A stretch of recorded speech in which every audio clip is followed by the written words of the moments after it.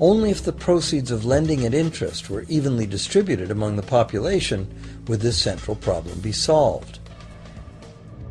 Heavy taxation of bank profits might accomplish this goal, but then why would banks want to be in business? If we were ever able to free ourselves of the current situation, we could imagine banking run as a non-profit service to society, dispersing its interest earnings as a universal citizen dividend, or lending without charging interest at all.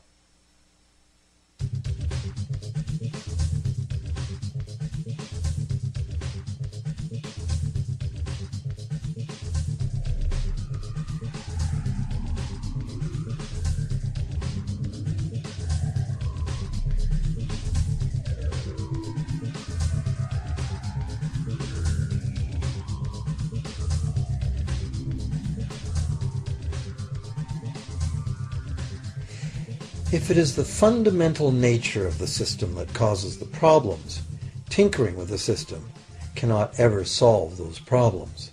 The system itself must be replaced. Many monetary critics call for a return to gold-based money, claiming that gold has a long history of reliability. They ignore the many scams that can be played with gold, shaving coins, debasing the metal, cornering the market, all of which were abundantly practiced in ancient Rome and contributed to its fall. Some advocate silver, it being more abundant than gold and therefore more difficult to corner. Many question the need to bring back precious metals at all. No one wants to go back to carrying heavy sacks of coins to go shopping. It's a certainty that paper, digital, plastic, or more likely biometric ID money would be the real medium of trade, with the same potential for creating unlimited debt money we have now. Beyond that, if gold again became the sole legal basis of money, those who have no gold would suddenly have no money. Other monetary reform advocates have concluded that greed and dishonesty are the main problems, and that there may be better ways to create an honest and equitable money system than returning to silver or gold. Inventive minds have proposed a variety of alternate ways to create money. Many private barter systems create money as debt, much as banks do, but it is done openly and without charging interest. An example is a barter system in which debt is expressed as pledges of hours of work, all work being valued equally at a dollar figure that then allows hours to be equated with the dollar price of goods. This kind of money system can be set up by anyone who can devise a way to do the accounting and find willing and trustworthy participants. Setting up a local barter money system, even if it were little used now, would be prudent emergency planning for any community. Monetary reform, like electoral reform, is a big topic, and one that requires a willingness to change and to think outside the box. Monetary reform, again, like electoral reform, will not come easily, because the enormously powerful interests that benefit from the existing system will do their utmost to maintain their advantage. Now that we've seen that money is just an idea, and that in reality money can be whatever we make it, here's one very simple alternative monetary concept to consider. This model is based on systems that have worked in the past, in England and America, systems that were undermined and destroyed by the goldsmith bankers and their fractional reserve system.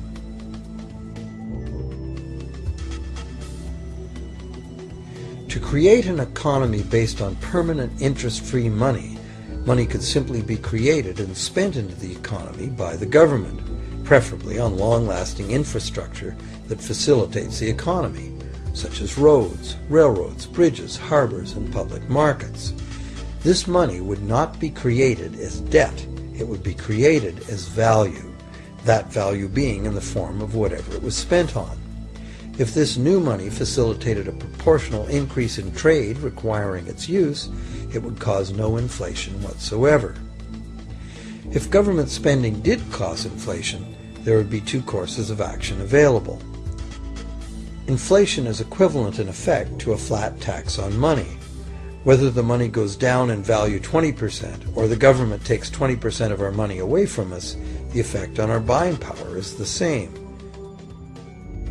Viewed this way, inflation in place of taxation might be politically acceptable if well spent and kept within limits.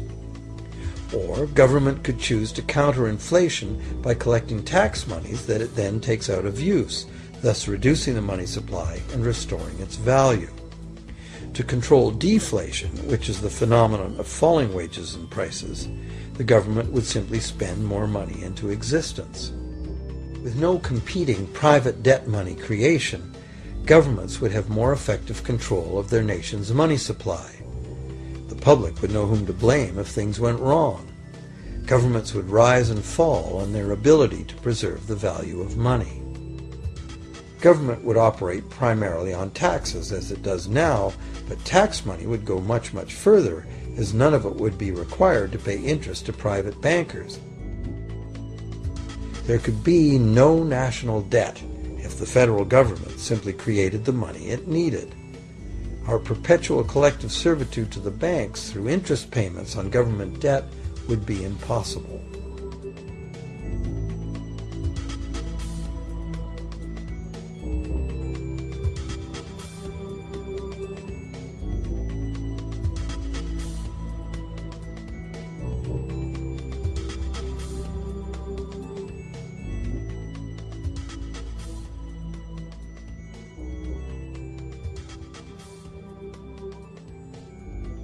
What we have been taught to believe as democracy and freedom has become in reality an ingenious and invisible form of economic dictatorship. As long as our entire society remains utterly dependent on bank credit for its supply of money, bankers will be in the position to make the decisions on who gets the money they need and who doesn't.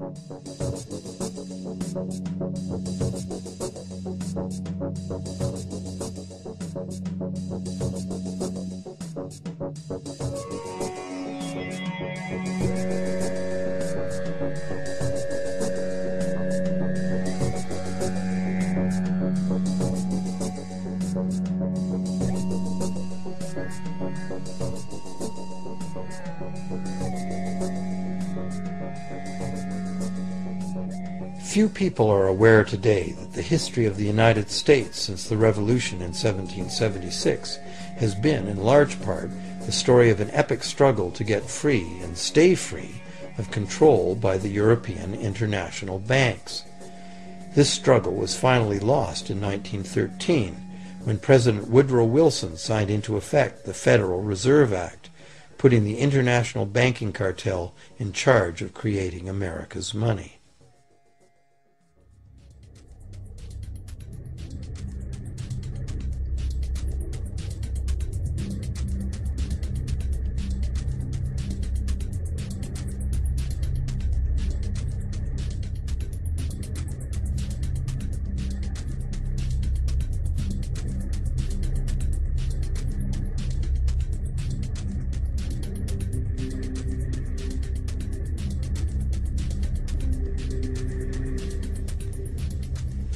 The power of this system is deeply ingrained.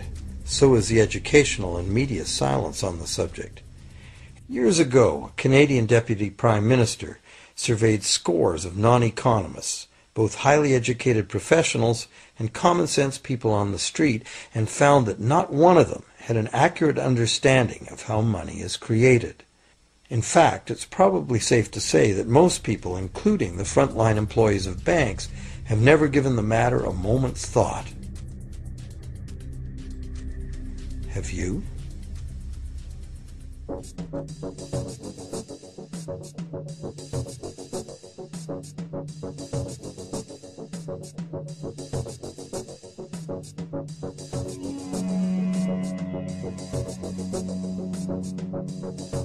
The The modern money-as-debt system was born a little over 300 years ago, when the first Bank of England was set up with a royal charter for fractional lending of gold receipts at a modest ratio of 2 to 1.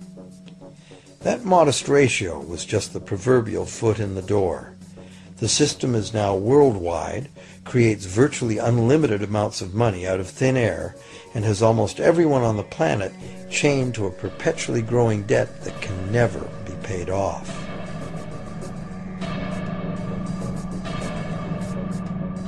Could it have all happened by accident? Or is it a conspiracy? Obviously, something very big is at stake here.